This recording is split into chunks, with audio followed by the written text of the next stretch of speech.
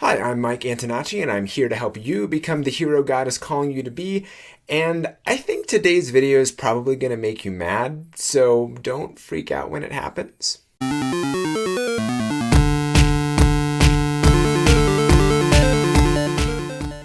The start of one winter semester, I'm hanging out with some fraternity brothers and I'm explaining, what all I did over the break, listening to what they did over the break. And so one of the things I mentioned was that there was a TV show that I watched. And one of them just kind of looked at me and he goes, "People like you shouldn't like shows like that." And that really struck me.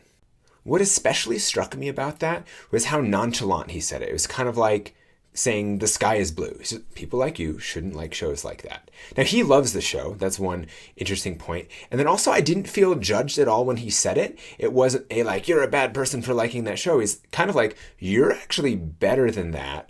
And that's just not a show that someone like you should like. Which I never thought about that sort of thing before. The other interesting thing is normally if someone calls you out on the media that you're consuming, whether it's TV shows, movies, etc., usually they're coming from some sort of faith background. He's atheist, so he was not coming from that sort of background. He was just saying, someone like you shouldn't like a show like that. And it really got me thinking quite a lot. You might be wondering, was the show actually that bad? Yes, absolutely it was. And there were times that I'm watching and I'm like, okay, this is bad, but it's not that bad. Because I was in it, and there were parts that I enjoyed. It was definitely very funny, but I was making excuses for the rest of it. So I think if I right now went back to watch that same show, I would have a lot more problems with it.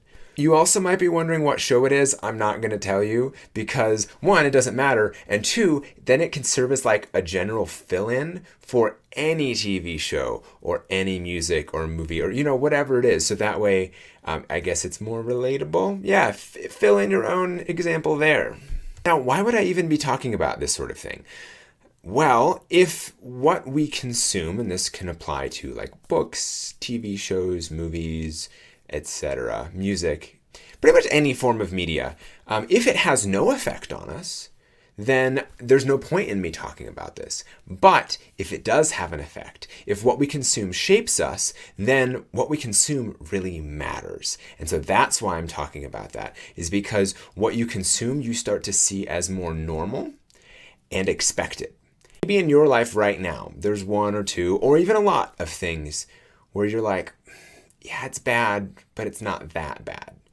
Or maybe you don't. Maybe you're like, yeah, everything is totally fine. In either case, that's something where you don't really have to do this on your own. And I think that's also a very Western, a very American thing, is to expect to have to do things on our own, when really we should be seeking the counsel of others that we trust. That is an important criterion there. Someone who has our best interests and someone who we really trust, we should seek out their advice, which doesn't necessarily mean we have to follow it, especially if we're talking to lots of people. They might not even agree as a group, but you don't have to do this on your own. In addition to seeking counsel from other people, I'm going to give you 2 general principles so that you can apply them. Because guess what? There is no list of like, watch this, don't watch that. And also you're smart. Like you can apply these sort of things to your own things, as long as you're not making excuses for the things that you like and then discarding everything else. There's this prayer I heard. I don't remember where I originally heard it, but it was, Lord, help me to forgive those who sin differently than I do. Because I think it's a very human thing to make excuses for the things we like. Anyway, there are 2 principles. Principle 1, does it portray evil as evil? The reason why this is important is if you don't have this one in mind, then you'd say that any sort of evil thing can't be in something that you consume, whether movie, TV, music, whatever. Which is kind of really, it's like a very childish thing, expecting everything sunshine and rainbows. So if it portrays evil, does it portray it as evil or does it try to pass it off as good? So here's an example. Les Mis shows prostitution as bad. Iron Man 2, Iron Man has a drinking problem and that's shown as bad. Or Braveheart and Silence show torture and it's bad. Those are all showing evil as evil. In the music realm, there's this artist I listen to called The Deer Hunter. Some of you are going to be like, yeah, that's awesome. And everyone else is like, I don't know what that is.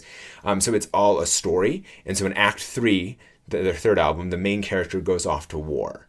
And so a lot of the songs are detailing the atrocities of war, like, poisoning the enemy troops or like, people dying by mustard gas and stuff like that. But it's showing it as bad. So it doesn't have to be no evil is shown, but is evil shown as bad? Now, Just because it shows evil as evil, it does not have to show like the full extent of how evil it really is. And the thing that's springing to mind is any sort of torture scene from a movie. That is showing a bad thing as a bad thing. But how graphic does it need to be? Like, what is your purpose in doing that? And with like the entire Saw franchise, it's like there really isn't one. I've heard the term torture porn used for that. Whereas something like, was it For Greater Glory? Some of these martyrdoms, like it's helpful at showing like what they're enduring for the love of God. And they also don't go like super extreme and show like, the entire several hours or whatever that it would have been. Now, what if you're showing evil as good? That's where you get into a problem. So like Iron Man with his drinking problem, let's say you're showing that as a good thing. Like alcoholism's great, there are no negative consequences. Well, that's showing an evil thing is good, which means you start to think that kind of thing is normal and expected, and then go doing that yourself. That's not the kind of message we want. The one that's probably going to be most common of most media today is going to be related to sex. So the way God designed sex is that it's a covenant, a lifetime commitment. I give myself to another person between one man and one woman. And I would say most TV shows, music, etc., shows hooking up and not a lifetime commitment to one person.